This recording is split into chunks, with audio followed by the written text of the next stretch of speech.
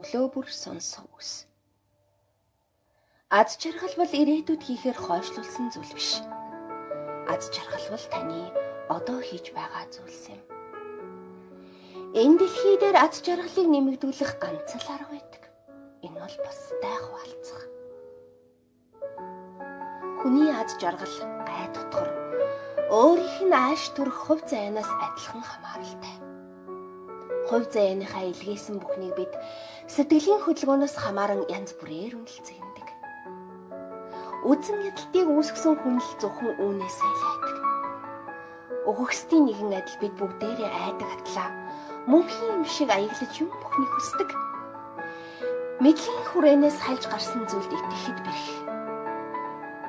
Өөртөө итгэж чадвал бусдад итгэнэ. Хувь заяаг эрүүл мэндийн адил авч үзэх нь зөв хэрэг. Хувь тохиол ивэвэл баясан жаргаж, хувь тохиол аашилбал бид төвчин хүлээж, онцын шаардлагагүй бол яаран хүч хэрэглэх гэсний хэрэггүй байдаг. Сайн хүн болохын тулд хувь заяаныхаа төөргийг урлагтай ашиглаж сурах хэрэгтэй. Бага зүйлд хит махруу хүн агуу зүйлд голдуу чадваргүй л байдаг. Хүний сайн талыг түүний сайн чанараар нь бус.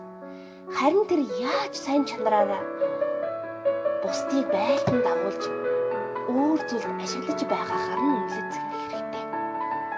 Бид өөрсдөө дутагдaltaгүй ариухан байсан бол бусдын дутагдлыг олж харах тийм ч таатай байхгүй байгаас.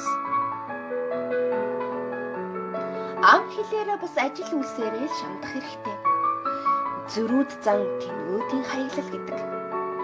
Залуур хатуу чанга гарт байгаа зав хизээч ширүүн урсгалыг ширүүн салхийг тэсч гардаг. Махран зүтгэх нь амжилтын нөхөр сүүдэрч болох талтай. Уулыг чулуу, хүнийг толгой чимдэг. Хүний чаддаг бүх зүйл ердөө л төвчээр цаг хугацааны нийлэмж юм. Энэ дэлхий дээр хүн жаргалтай байхад 3 зүйл хэрэгтэй. Хайртай хүн, дуртай ажил, итгэл найдаж.